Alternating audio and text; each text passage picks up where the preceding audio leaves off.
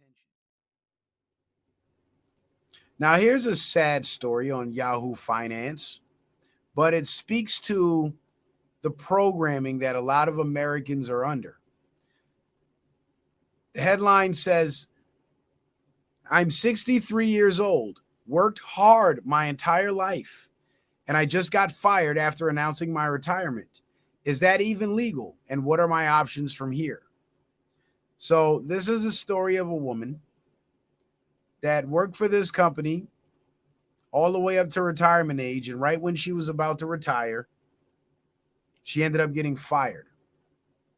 And this speaks to the dependency that they want to create, where as Americans, many of us, most of us, work for these major corporations that screw us over, and we have to sit there and take it because if we don't want the job, there's a million other candidates that can fill that position. And you're worth nothing to that company.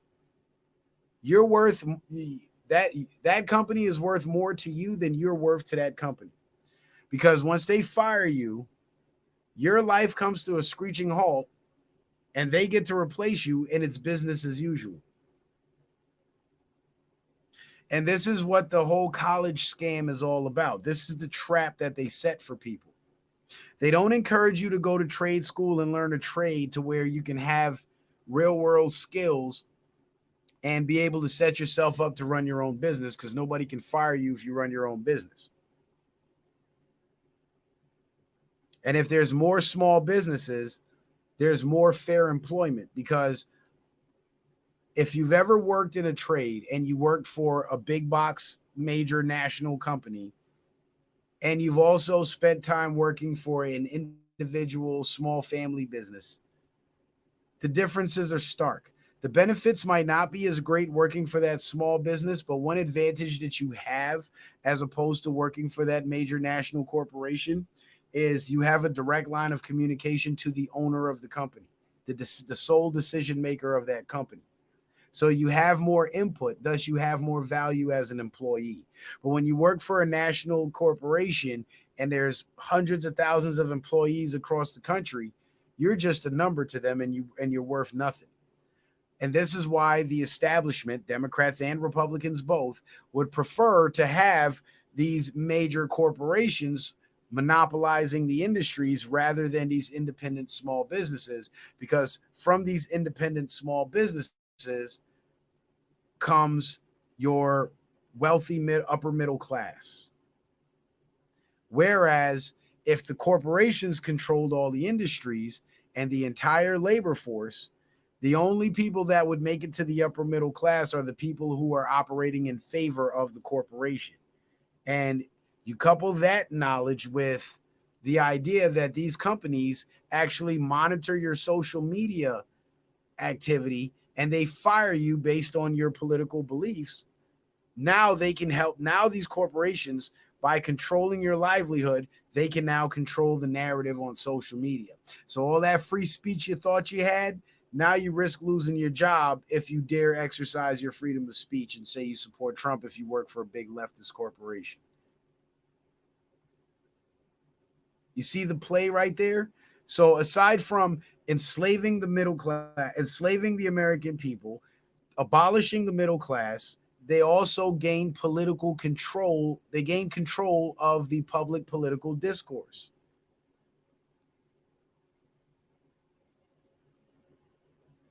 And to the people who go to college thinking, oh, I'm going to get a degree and I'm going to get a good job, this is what you're setting yourself up for. You're going to be boxed in and caged in and dependent for the rest of your life. And if you're going to work in employment, if you're going to be an employee and not be a business owner, because not everybody wants to do that. It's a very uncomfortable endeavor, especially in the first couple of years when you're not making money. So I get it. You'd rather go work for an established company so you can hit the ground running. And I understand that completely. And some people have the guts for it and some people don't. I just happen to be one of those people that don't. And I've done it and I was miserable.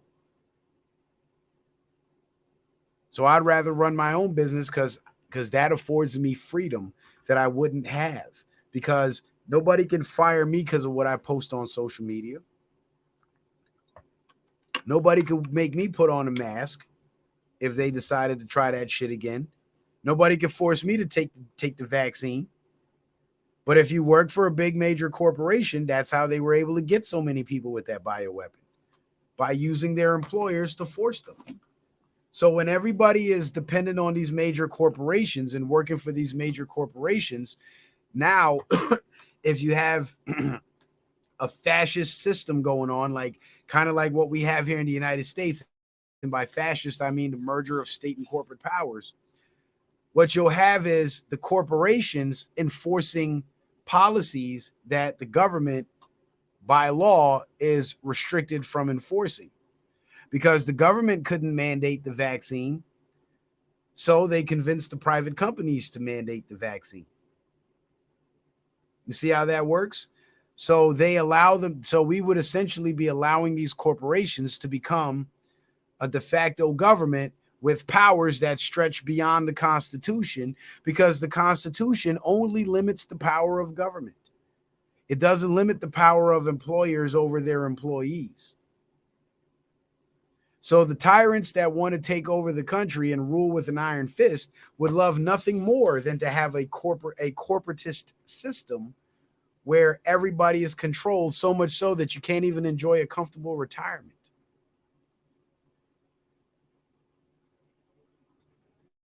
Because they reserve the right to fire you before you can cash in your retirement.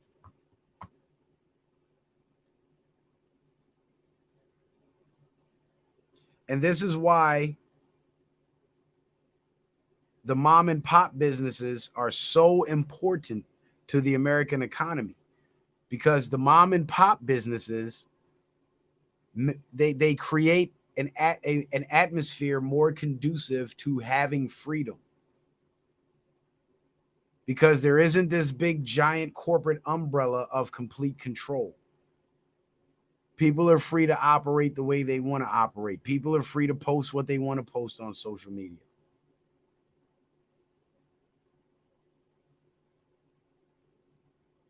Like, take, for example, you got barbers. Barbers are independent business owners, right? A barber can get on social media and post all about supporting Trump. He might lose a couple customers, but he won't lose his job. It won't affect his livelihood as much as it would affect his livelihood if he worked for, let's say there was a major barbers association or a barbers corporation that hired barbers all around the country, and every barbershop was a subsidiary of this corporation. Now you have this umbrella of control, and that barber, who once was an independent contractor and free to say whatever, or independent businessman and free to say whatever he wanted to say on social media, now he risks losing his position and losing his livelihood for exercising his free speech. He's now controlled. And at the end of the day, that's what it's all about, is control. And this is why they love putting people, especially these big corporations, they would prefer the person with no experience but the college degree to take that managerial position than the person with no college degree but the experience. A long time ago, it was the other way around. The guy with the field knowledge and the experience got priority over the guy with the college degree, because those corporations were operating in the interest of profits, and they figured they would be more productive and more profitable with somebody who was experienced at the helm.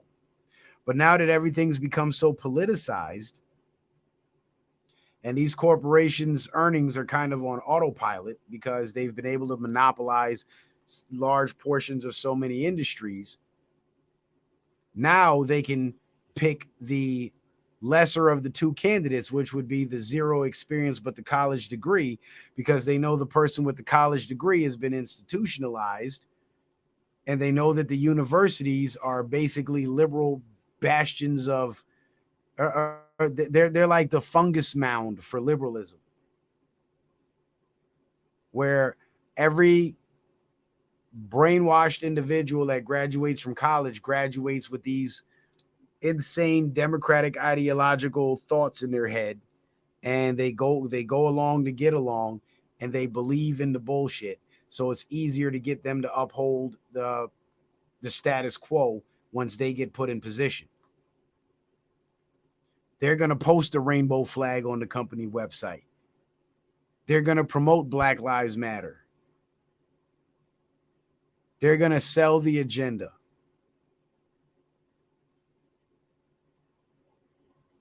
And they're going to help move the country in a more woke, quote unquote, direction. This is why Trump said, get woke, go broke. Because that's what's been happening to a lot of these companies that have been failing. They've been putting brainwashed ideologues in positions of command and control rather than people who are actually capable of doing the job. And instead of getting the job done, they're more focused on sensitivity training and diversity, equity, and inclusion and other bullshit that does not positively affect the company's bottom line. But it's all a trap. And this is why in public school, they always stress to you about going to college, and they rarely ever encourage kids to go to vocational training. And right now, in the current state of affairs, in the current economy, the people with the trade skills, the blue-collar guys, are actually making more money on average than the college graduates. Because when you have more and more people graduating from college each year with college degrees, and you have this surplus of overqualified people, that diminishes the value of the qualification. And it increases competition for these jobs that these qualifications would afford these individuals, which means now the jobs are going to go to the lowest bidder. The company doesn't have to start you off at $25 an hour because they found somebody with the same qualifications as you that's willing to do it for $20 an hour. So the value of those qualifications diminish.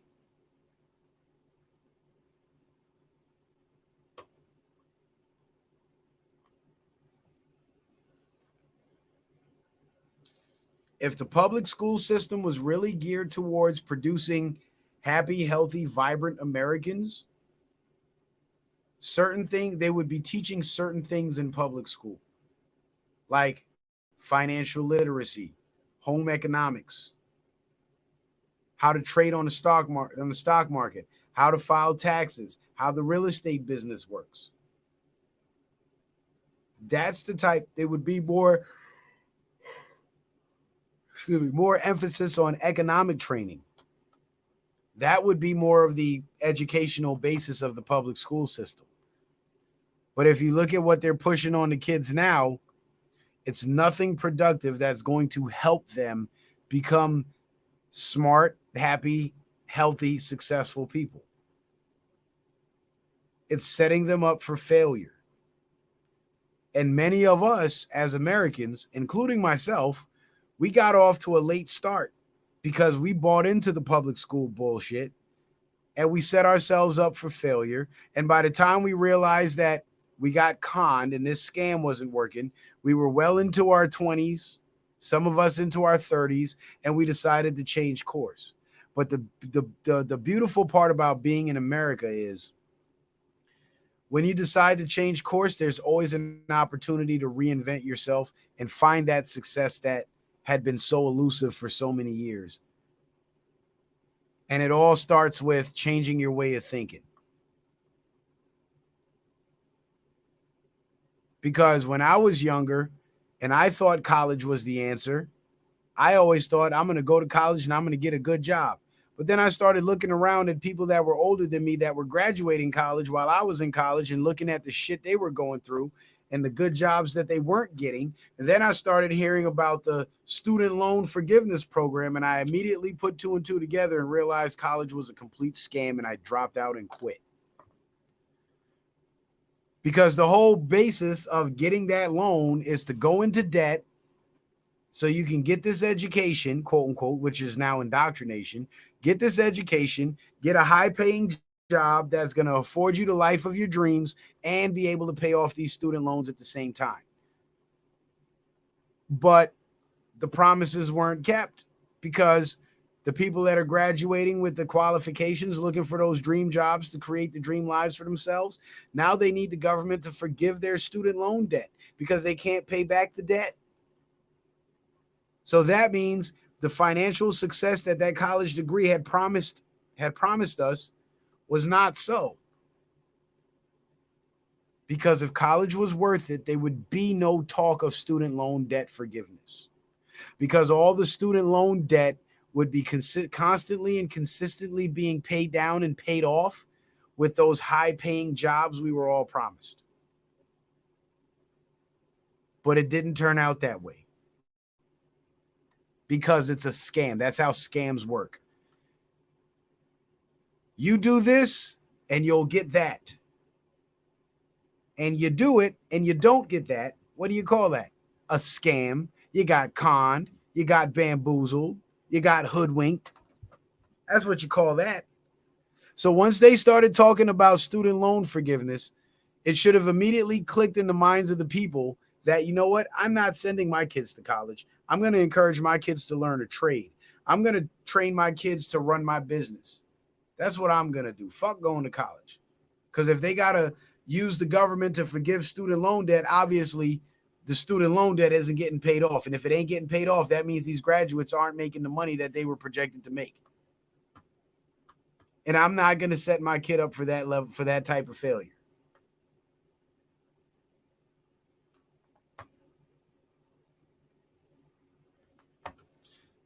But let's move on. So this